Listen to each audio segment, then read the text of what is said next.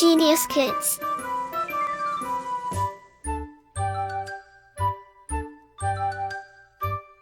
Cultivating love for learning. अध्याय 13 मुर्गे को वरदान विशेष। प्रस्तुत कहानी में मुर्गा ऋषि की बहुत सेवा करता है और ऋषि उसे वरदान देते हैं, परिश्रम ही तपस्या है। तुम्हारी यह तपस्या लोगों की भलाई के लिए होगी। प्रस्तुत कहानी में बच्चों को परिश्रम करने की सीख दी गई है। एक समय की बात है, एक ऋषि जंगल में रहते थे। उनका नाम ज्ञानेश्वर था।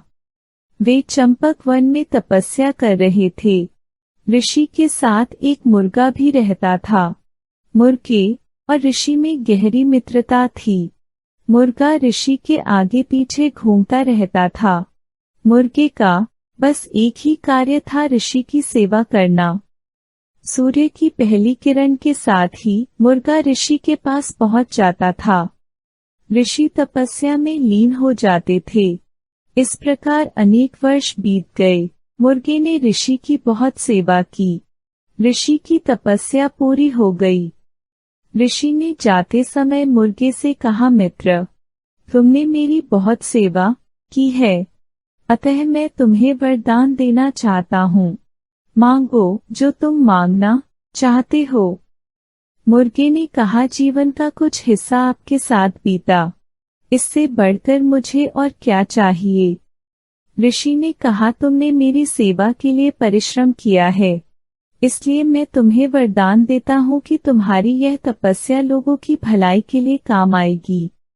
प्रभात से पहले सदैव तुम जाग जाओगे। अपनी वाणी से तुम सबको जगाया करोगे। तुम्हारे लिए यही वरदान है। इसके लिए तुम्हारी प्रसिद्धि हमेशा बनी रहेगी। यह कहकर ऋषि ने मुर्गे से विदा ली।